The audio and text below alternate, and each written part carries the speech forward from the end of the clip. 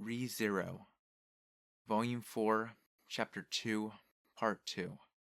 Blessings, Reunions, and Promises. Don't mess with me, woman! You want to punch that pretty little face? Do not get ahead of yourself, peasant. Those of low character enjoy appropriately low fates. Several voices argued, and three men surrounded a lone woman in the narrow alley, cutting off her avenues of escape. This was a stereotypical street punk encounter, but what left a burning impression on Subaru was the striking appearance of the girl who repulsed the atmosphere hanging over the cramped alley. Her hair was a radiant orange like the sun itself, flowing through a single barrette before spilling down her back. Her dress was blood crimson, and above all, the overwhelming beauty of the girl herself shone in her sordid surroundings. Even untrained eyes could tell at a glance that the jewelry on her neck, ears, and fingers were of the highest quality. Her full outfit, coordinated from top to bottom, had to be worth at least 100 times the money Subaru had on him. And yet, all that extravagant jewelry was incomparable to her face. She had red, defiant eyes. Her faintly pink lips emphasized the hue of her skin, white as the purest snow.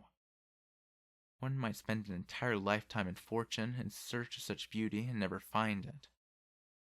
Subaru realized all over again how often this world defied his idea of common sense. The girl crossed her arms in a calm posture that only accentuated her bountiful breasts. He couldn't just stand back and watch while her attitude raised the men's hackles even higher. Hey, I'm sorry to keep you waiting, honey. Subaru immediately raised a hand and wedged himself into the middle of the action. Laughing by himself as he had interrupted the surprised trio, Subaru put his hands together in supplication. It seems that she caused you a little trouble. Could you do me a favor and let it slide? I'm sure you can tell just by looking at her. The girl is a little, in the head. You get me? Her celebrity-like style practically screamed, "Rob me, please!" And she was hanging around the alleyways in a city with questionable levels of law enforcement. What sane person would be so reckless? Subaru asserted to the stunned men, "So, that's how it is," and grasped the girl's hand. Hey, let's move on before you cause the good boys here any more trouble. Let's do like we promised today and feed each other sweets, just the two of... Subaru quickly laid things out, casting her in the role he'd assigned Amelia in his fantasies, aiming to get her out of there as fast as possible. However... Do not touch me so freely. She put her other hand on top of Subaru's, twisting her body to yank the boy forward. A moment after he realized he lost his hold on her wrist, his face slammed right into the wall. What the hell? Goodness. I take a step outside and this happens? Commoners drooling all over me. As he stood back up, Subaru glowered at her, as if finding her words beyond comprehension. Play along, damn it! That's the time-honored method of saving a girl from street punks. You're supposed to catch on to these things. I do not know what you mean. I simply do as I please. A woman who slams your face into the wall is the worst kind of first meeting, you know? Not only had she not picked up on his attempt to extricate her, but she treated him as a pervert. The pain and humiliation made him regret exercising his limited courage. Thinking that the men must find it hilarious, Subaru turned toward their pitying gazes again. Hey, wait a minute. I remember you guys. Subaru tilted his head with the bad feeling that he was reliving a prior crisis. Subaru compared the faces of the men before him against the ones in his memory, clapping his hands together when a light suddenly came on. Ah, Dumb, Dumber, and Dumbest. Hey, wait, no way. Does this city have any other punks besides the three of you? Of course he remembered them. These were the three stooges he'd encountered on the first day of his summoning. Having experienced death at their hands once already, Subaru regarded them with caution. But I'm more depressed than anything else. Don't you guys have any other way to make a living? The three men looked at one another and began to talk, oddly relaxed about Subaru's presence. First, he sticks his nose in, gets his face smashed on a wall, and now he says he remembers. He bonkers? Hey, I don't want to mess with them. You deal with them. I don't want to mess with them either. Why don't we just shiv them somewhere? With the supposed thieves having finally lost all vestiges of belligerence, the silent girl broke the atmosphere. Oh my, so irresolute. Are you a bunch of little girls? If so, adorn yourselves in a manner suitable for my eyes. Yes, some fine jewelry on your burly, hairy bodies would make for quite a sight. The girl put a hand over her mouth, ripping into them with a look of complete contempt. For an instant, the men did not understand what she had said to them. A moment later, they seethed as one. Don't mess with me, bitch! Who do you think you are, girl? What's with the high and mighty talk, huh? Subaru chimed in. You're seriously off your rocker. You gotta spank into your girly butt the fact that we're guys. Wait, why am I jumping in with these idiots? Subaru was surprised at himself for impulsively taking part in a four-man gang. He was acutely aware that blame for the incident lay on the girl's side, too. So I get where you guys are coming from, but I'm not turning back now. Besides, I'm carrying my own grudge for the first day we met. I don't know what's with that little bitch, but what's the deal with you, shitface? Apparently, they didn't remember Subaru at all. A pretty meager reaction, considering Amelia had sent them packing with magic. They'd suffered a crushing 3-on-1 defeat at Subaru's hands, and they'd knifed Subaru to death sometime after that. Well, none of those events happened in this world. So all they remember here is... Oh yeah, the good-looking guy showing up. Hey, I remember him. From an alley off the Market Street a little while back. Oh, that one. The brat with the screw loose? He hasn't changed one bit, huh? It's really him. The clothes are different, so I didn't recognize him. When realization came over Dumb's face, Dumber and Dumbest followed in short order. As Subaru was no fan of how they characterized him, he clapped to applaud their effort. Good, good. I'm glad you remember me. So since you know me, how about you let this slide?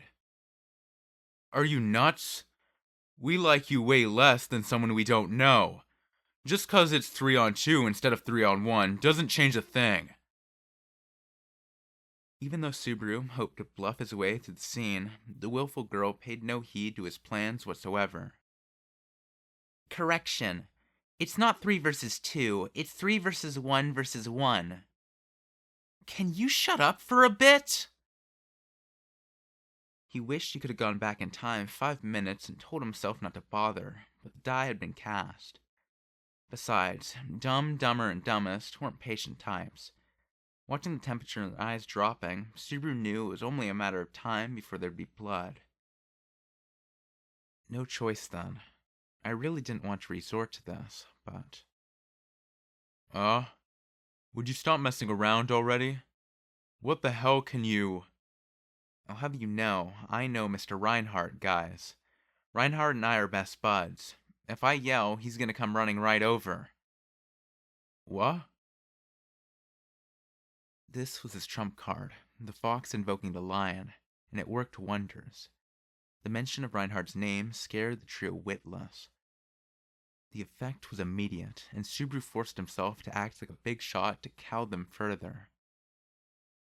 So what'll it be, guys? One shout and he'll make mincemeat out of you with his bare hands. It was a desperate bluff, but the men gritted their teeth resentfully. We'll let you, this time. Remember this. It's not like you beat us or anything. The men immediately fled the alley, their weak, stereotypical parting shots only enhancing their petty crook image. Only when they'd completely gone did Subaru exhale deeply. Somehow, he'd ridden this crisis out. Oh, if he could only get the girl to soften just a little. What? Are those the eyes of a beggar? You shall receive nothing from me, commoner. They're not. Well, would it kill you to thank me for saving you at least? Save?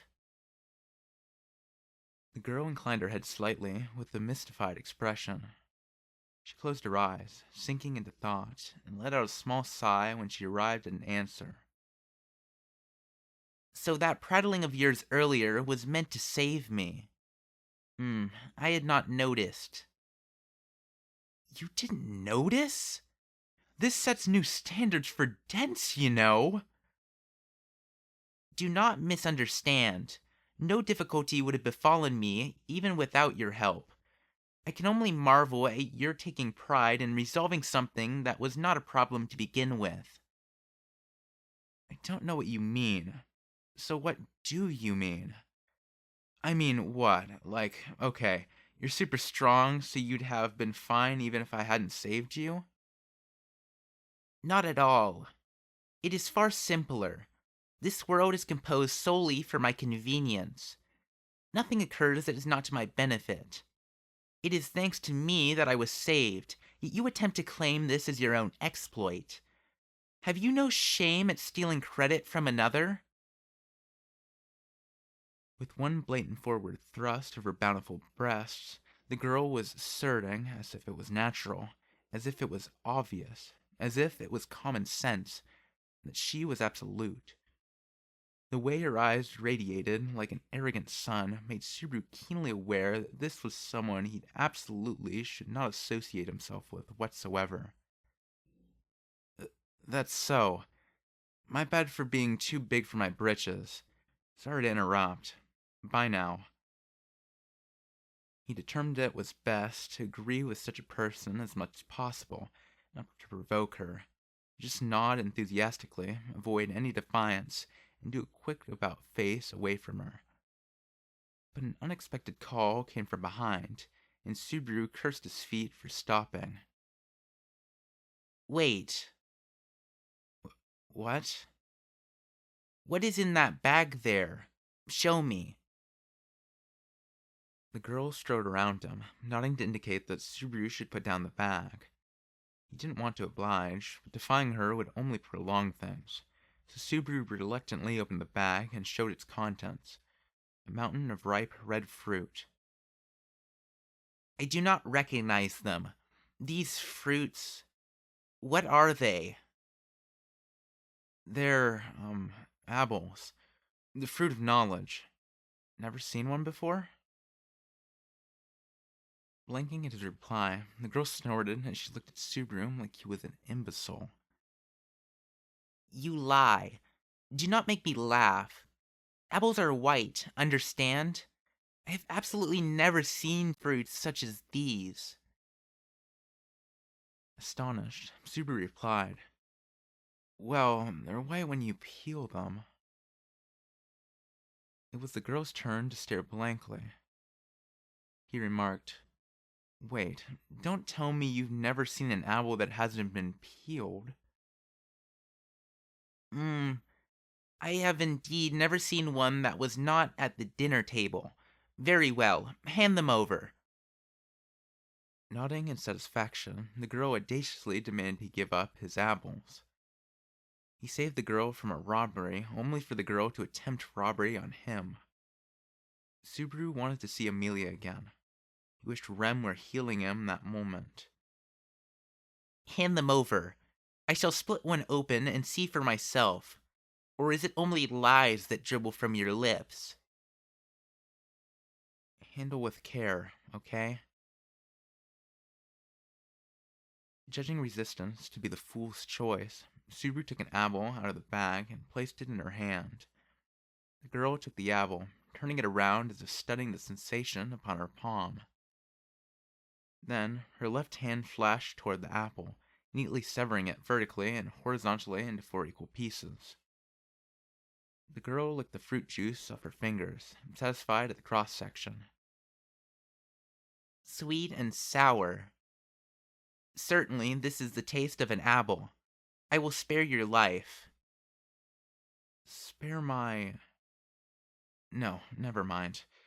Anyway, you're satisfied now, I take it? Absolutely not. Her statement, crossing the line from arrogant behavior to tyrannical, made even Subaru erupt in indignation. You don't even care that you sliced one up out of the blue.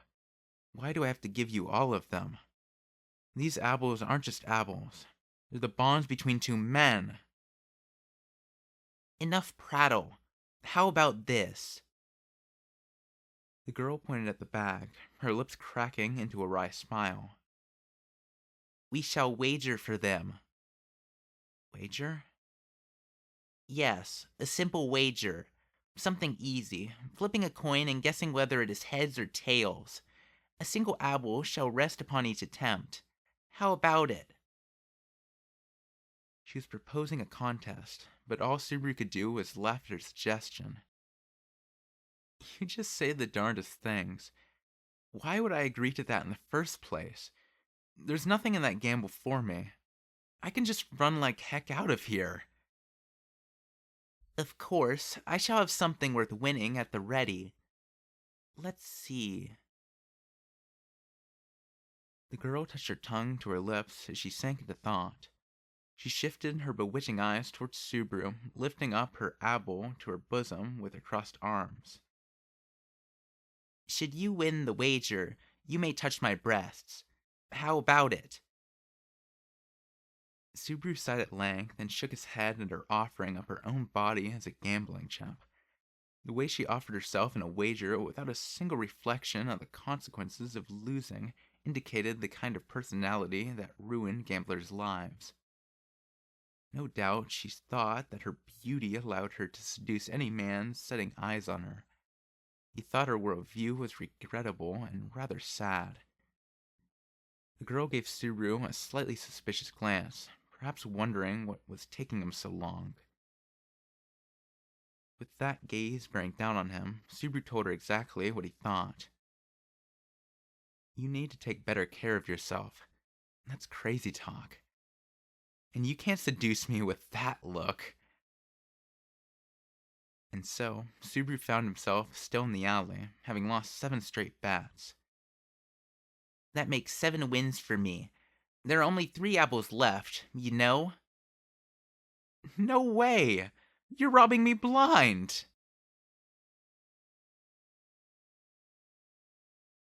Now then. The girl picked up one of the apples lying before her and deposited it into the bag at her side. Subaru was down to his last 2 chips, so to speak. When their game had begun, he had 10. He never imagined he'd go on an 8-in-a-row losing streak, leaving him in danger of losing the shirt on his own back. Now you know what happens to those who challenge me. I am the pinnacle, and you are suited only to wriggling around at the bottom. Hey, isn't it a little extreme to treat me as the bottom of the pyramid just because I'm losing? Pride comes before the fall, you know. A fall to rock bottom. You may rest easy. All is rock bottom except for me. The world has me, and all else is beneath. Subaru wanted to refute her rational logic, but that would only make him sound like a sore loser. Now then, what shall we do next? If you do not trust your luck at coin flips, a different wager is fine. Oh, now you've done it. I'm down in the bottom of the 9th, but I propose we do rock, paper, scissors. Rock, paper, scissors? When the girl raised an eyebrow at the unfamiliar term, it gave Subaru a tiny ray of hope. Rock, paper, scissors is a way to settle things. At the signal, you make a shape with your hand, and the stronger shape wins. There's 3 shapes, rock, paper, and scissors. Paper beats rock, scissors beats paper, rock beats scissors. Understand? Oh, yes, I understand. A rather amusing game, it would seem. What is the signal? Well, when you finish saying rock, paper, scissors, you show your hand when you get to the scissors part.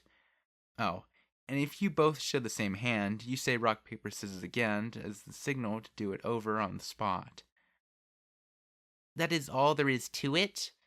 Very well, I shall go with paper. You're already showing your hand? Subaru shuddered at the breathtaking speed with which she strategized. He'd just finished explaining the rules, and here she was, picking it all up like a pro, poised greedily with victory in her grasp. He supposed he should praise her. She said to him, Let us begin, then. Rock, paper... Subaru felt nervous about falling behind. Ah, wait. Time out. I haven't decided what I'm going to go with yet.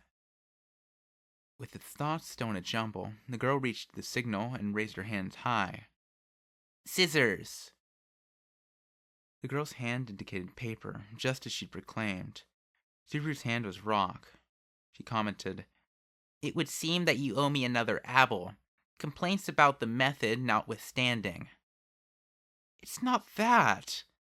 Statistically, people subconsciously keep their hand closed when they're tossed into rock, paper, scissors without warning.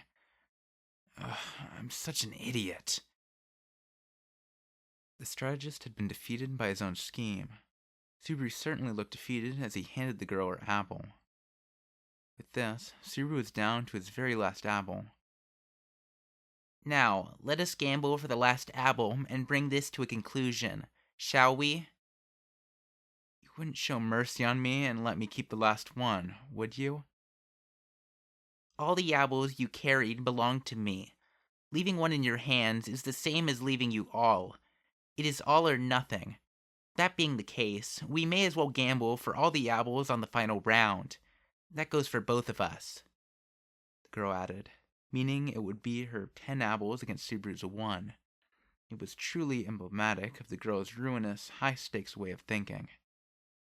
He asked, How about rock, paper, scissors for the last one, too?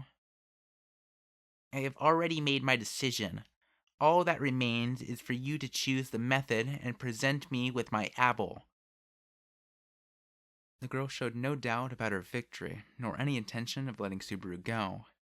In other words, he had no choice but to harden his resolve, to trap Rakshasa by the vilest of means.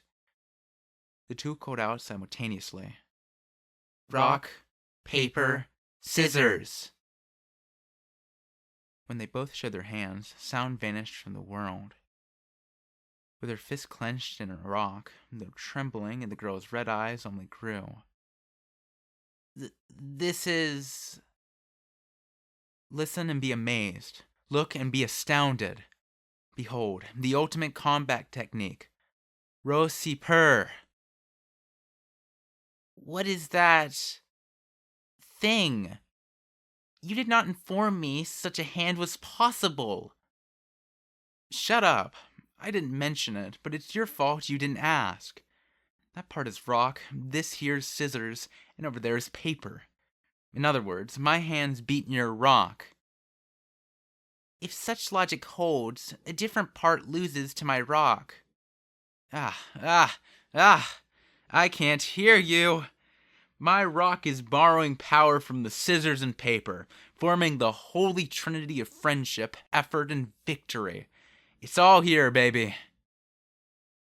Raising the hand of Rossi-per to the heavens, Subaru boldly proclaimed victory with his flagrant cheating. He was well aware his logic was absurd, and a desperate underhanded attempt to throw the wager itself into doubt. But the girl defied Subaru's expectations, sighing deeply as she said, I see. Certainly, it is I who was in error.